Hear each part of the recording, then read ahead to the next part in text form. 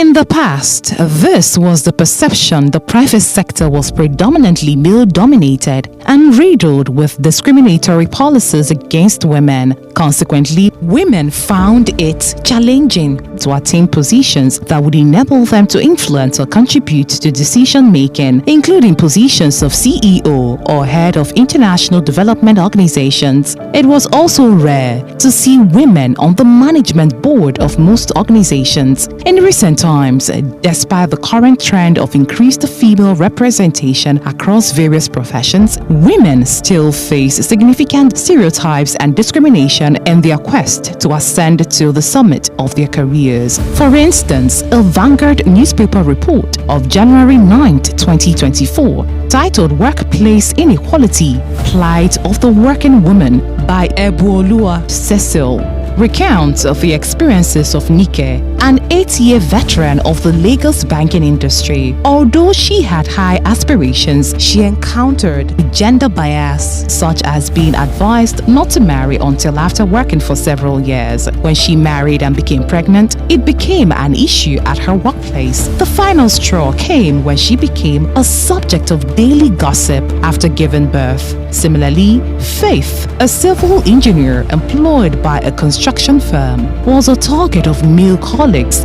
who made her work environment unbearable with comments such as, "This is a male area. Are you not ashamed? Look for the path of female work and do not cross this part." Neka, another woman, lost her job after working for a few years at an insurance brokerage firm because she became pregnant, had complications, and was on admission and bed rest for over 4 months based on her doctor's advice.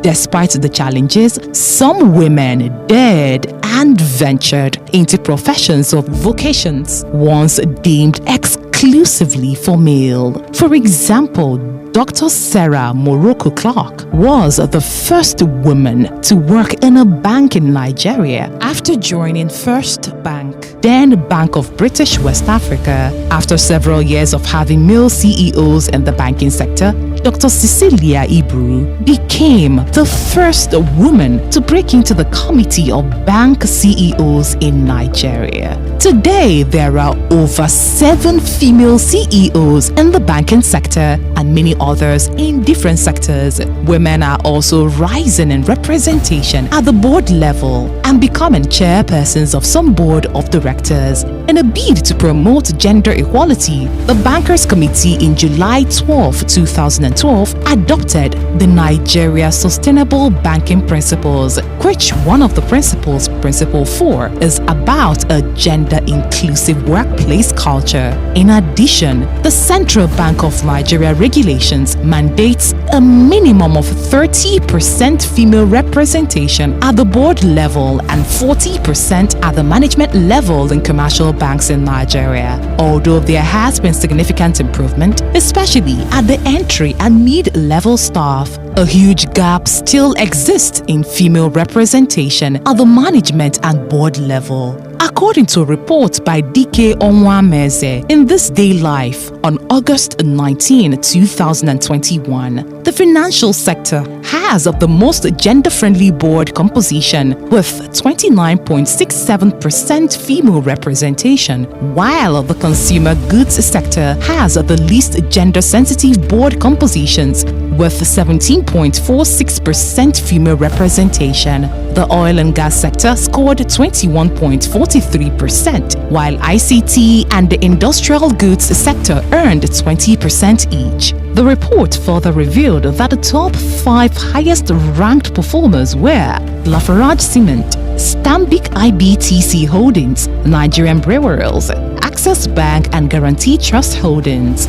Lafarge, IBTC, and Nigerian Breweries earned 4 stars each, signifying 40% or more of female representation, while Access Bank and Guarantee Trust got 3 stars each, indicating 30% or more female board representation. The report ordered that 20% of the banks in the NGX Top 20 have at least 30% female board representation. In another report by the Business Day 3rd September 2023, United Bank for Africa PLC UBA, Transcorp Hotels PLC, Lafarge Africa PLC, Guinness Nigeria PLC, Nigerian Breweries PLC, and Stanbic Bank emerged as the top 6 companies with the most women on their boards as of July 2023, while United Bank for Africa and Transcorp PLC have 50% and above in female representation on their board.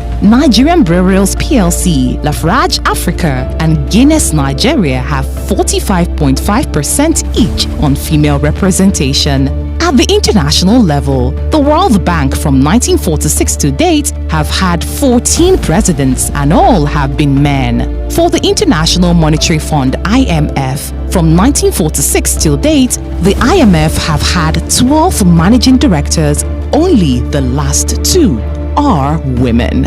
The World Trade Organization WTO has had 10 director generals from 1948 to date, and only the present DG is the first woman to lead the organization.